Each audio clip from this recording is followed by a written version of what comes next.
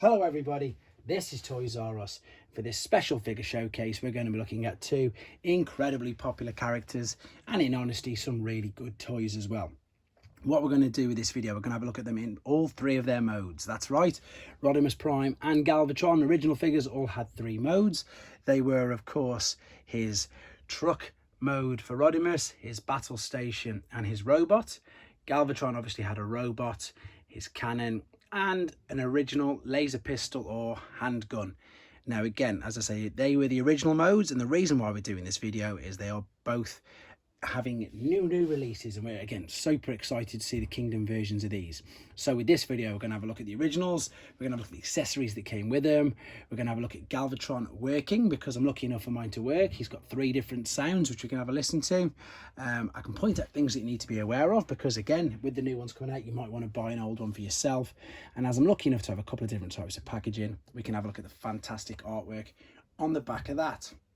Right, let's start with robot modes then. Rather than doing a particular figure, we'll start with robot modes. Let's start with Galvatron. And as you can see, he is huge. He is absolutely massive. For those of you who don't really know how big an original Generation 1 Galvatron is, there is a Siege Sideswipe who doesn't even get to his waist. So that gives you an idea of how big, as I say, this original Generation 1 toy was. And what's really good about this Generation 1 toy as well is that he is very articulate. Don't get me wrong, nothing like the ones now, but he's of course got full shoulder rotation. He's got, I suppose, a waist swivel there. He's got a knee tilt as well. You can move his knees back.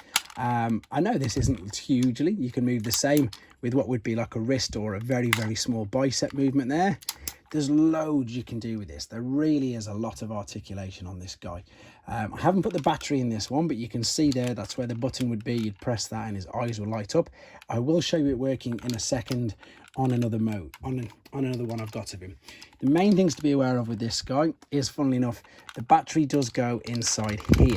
So it can get sometimes quite corroded in there. I'm quite lucky, again, these are good examples. So you need to be aware of that. Sometimes I've even in the past brought one which has had a battery just literally fused inside and I couldn't get it out at all. Stickers play another good part, and you've obviously got some chrome on the knees and around the front there. But otherwise, he's a really good figure. He stands nice and tall. He's got the shoulder cannon. This is quite often missing. This is his actual gun. Again, this can be missing quite a few times. The actual cannon itself is in 2 pieces. That's something to be aware of. And this bit that's on the back there, sometimes that can detach, but it should come as a whole. So they're the main things that you're looking for with regards to Galvatron. If we look at Rodimus, much smaller and incredibly basic. And in fact, I'm going to pick this one up here first because this is your standard one, and it's really obvious when I say standard one now, because if you have a look at this guy's toes, they are plastic and they are metal. So there are 2 known variants of him. Yes, this isn't the greatest robot, is it? Let's be honest. There's a huge gap there where his head folds out and it can look like it's hovering. The only movement he does have is what you could be really generous and say it's his shoulders. And yeah, that's it. That is literally it. Nothing else at all. I'll show you how, I suppose, bad just this particular bit in alternate mode is in a second. But there is the robot mode. The big thing you're looking at for this is the chrome on the arms and the stickers. The stickers play a big part. And accessories, this is pretty much missing a lot of the time. I'll show you his large gun now when I show you the other version. So again, these are known variants, and as soon as you pick it up, you can feel the weight straight away. These are just the metal toes. The gun that he came with is a massive, large gun.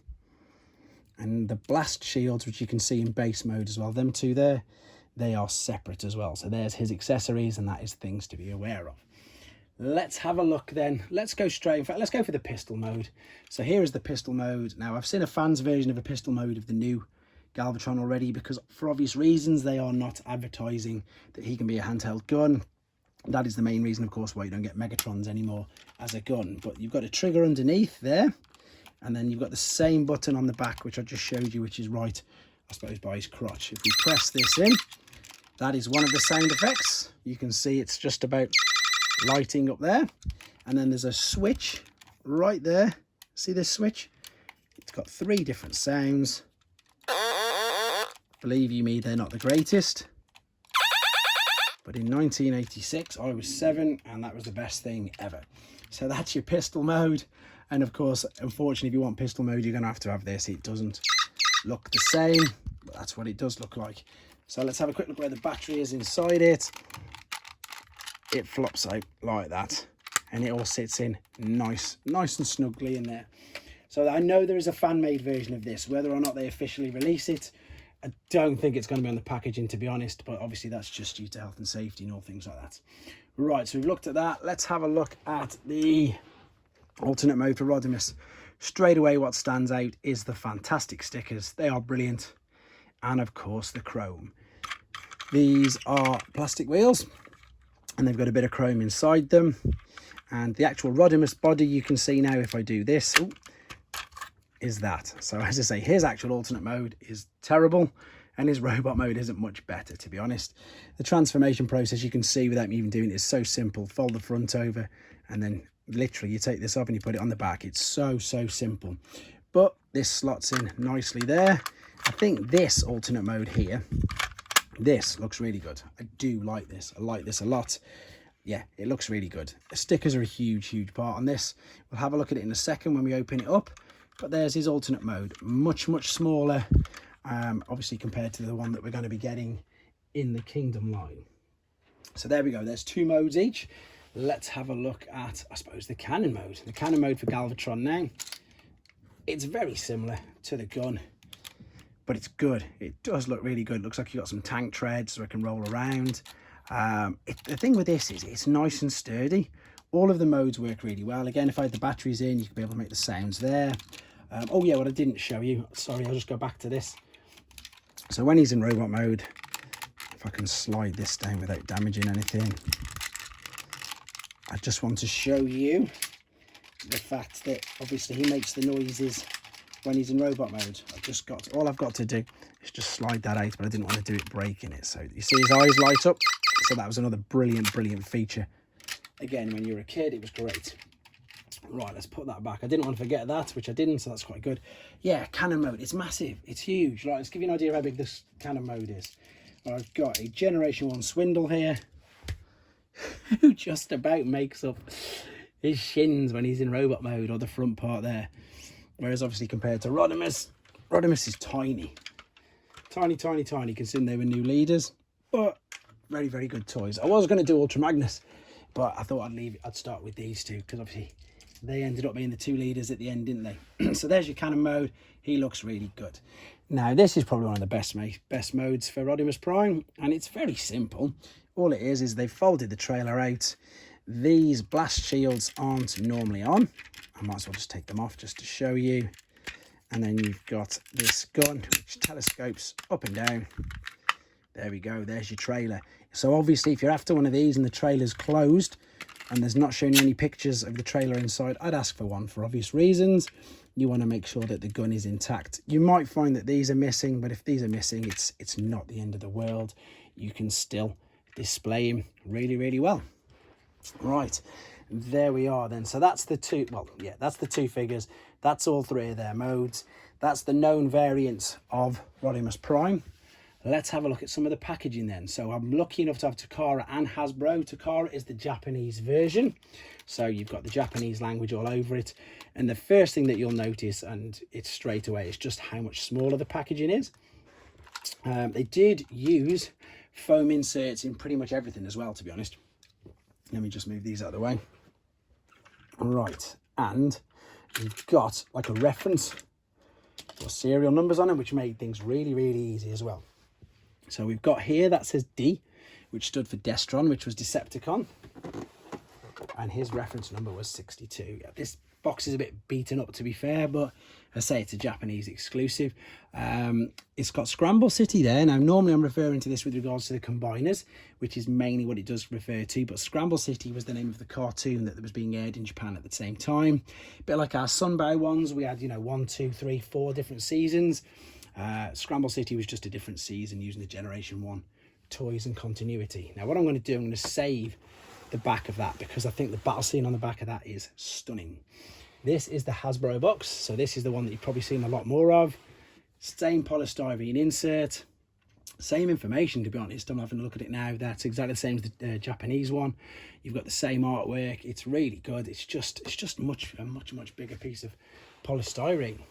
The battle scene on the back is your standard 1986 battle scene. So what you've got is your Titans. So of course you've got Metroplex and Trypticon, both of them in their base modes, and then we've got quite a few movie figures as well, to be honest. So we've got Magnus, we've got Retgar up the top there, and then of course we've got Predacons, Octane, etc. Great piece of artwork, really good. That's your very standard 1986 battle scene. Now, if I remember, this should be different anyway, otherwise this is going to be an edit outtake. Oh no, brilliant, it is. There you go, look at this. That is a stunning piece of art. That is the same two Titans, but in their different modes. So there is Trypticon and there is Metroplex. Absolutely stunning.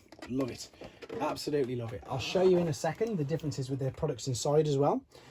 Right, let's have a look at Rodimus Prime's. Again, box is a bit beaten up, but I'm still happy that I've got one. There's the brilliant artwork of him at the front. It does look very toy-like, doesn't it? The artwork, it's very good. It does look like that. If we spin it round, as I said, there is your standard 86 battle scene on the back with them two. And that's the bubble in there you can just about make out. So the Japanese one, just big enough. I suppose it's about, yeah, you can see how big the bubble is. The box is just about as big as the bubble. There's the gun on the top there. Lovely. And C stood for Cybertrons, which was of course the Autobots. So the D was Decepticons, C was Cybertrons.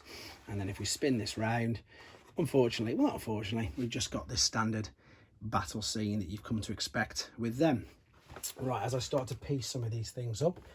Now, UK viewers, USA viewers, I'm sure they're going to have seen this poster before. This was the very common poster that came with pretty much all of your 86 figures. And unfortunately, there is the advert for Magnus. I will be doing a video on him anyway. I've done one anyway, but I'm going to be doing updated ones. Now, in Japan, they had a huge fold-out like toy checklist. I know we had these as well, but this one's huge. So you've got basically all of waves 1, 2, and 3 on here. But the good thing about this, the thing that I really liked about it was also a checklist. In fact, before we move on, look at their watches there, them Japanese exclusive watches. Let's get the glare off it. There you go. And then if we look at the back, we've got the Decepticons, and there's less Decepticons. And I've actually found out that the main reason why there's always less Decepticons is because in Japan, it's just, I suppose, I've been told this, or I hope I'm not wrong, there's their culture. Obviously, they prefer the heroes much more. So that's why there's more of them. There's more heroes than there are baddies. See the list there? Cybertrons and Destrons. There's your checklist. Brilliant. Right, so there we go. So I know that you've probably seen these before. Let me just show you the difference in the instructions as well. So there's the instructions, which fold out, as we're aware of, for the Hasbro versions, and the Japanese ones folded out completely different, like so. So yeah, I know you've probably seen videos on these before. They are stunning. They're still really good figures. They display very well. Galvatrons, as I say, articulation, it's a quite a shock when you remember how much he actually has, because a lot of people forget that, and of course how very big he is. But there we go. I hope you enjoyed looking at them. I hope it brought back some fond memories for you guys if you were lucky enough to own them as a child. Again, purpose of this video is all the new fans might not have even seen these. Obviously they'll be aware of the characters, but they might not realise that these actually had toys of their own. So hopefully it's brought that to light for you guys as well. So again, we look forward to the Kingdom figures coming out soon. But there you go. There are the two from 1986 anyway. Autobot and Decepticon leaders, Rodimus Prime and Galvatron. Take care, guys.